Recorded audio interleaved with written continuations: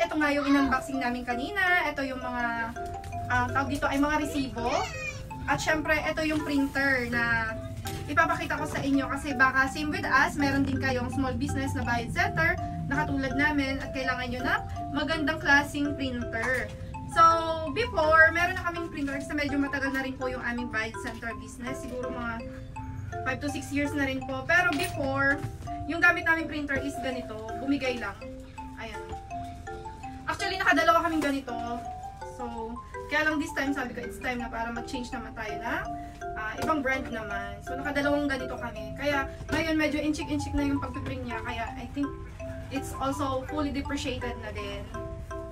At ito din, trinay namin, kaya lang medyo delikado kapag may bata. Meron kasi kaming makulit na bata dito na alam nyo na, biglang dumadaan, tapos biglang masasabit sa kakulitan, malalaglag. So, medyo lumuwag na rin to at hirap na din, kaya puro tape na rin. Pero maganda din to kasi very small. Tsaka, rechargeable.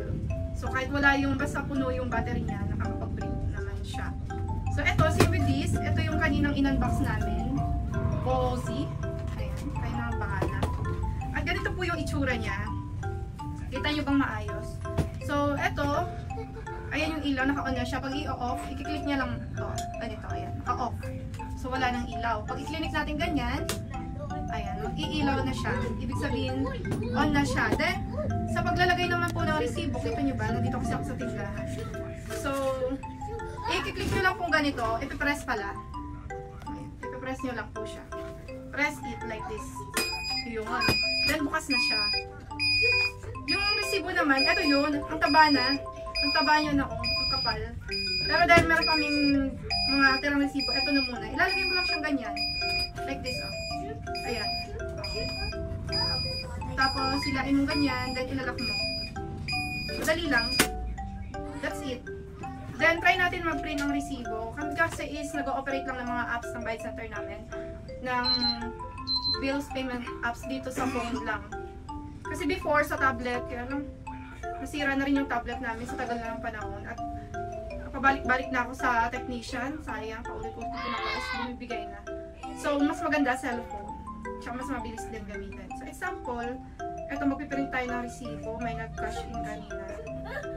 Ng 1.5. So, screenshot lang namin. Ganito yung nakasetup namin. Bawa, ito nag-cash yung sa Maya. Then, screenshot. Then, send. Hanapin natin yung printer icon. Si Mr. na lahat nag-setup nito. Kasi pagdating sa mga setup is mas knowledgeable si husband. So, ito yung printer icon. Ayan, try natin. Ayan, napakabilis. Diba? Tsaka automatic cut na rin siya. Oh, cut na rin siya. Madali lang. Ayan. So, nag-cash in siya ang 1.5. Ayun, napakadali lang.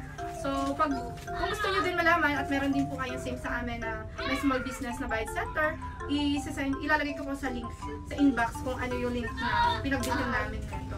So, yun lang for today's video. Sana medyo nakatulong ang aking pag-demo. Ay, nakakatuwa naman itong printer na to. So, nag-change brand na kami. Goodbye na net sa mga ganitong brand muna. Next time na lang. Kapag bumigay na ulit to. So, yun lang for today's video. Maraming salamat sa panonood at pakikinig lang. Yun lamang po. Ingat po kayo palagi. Thank you. Bye!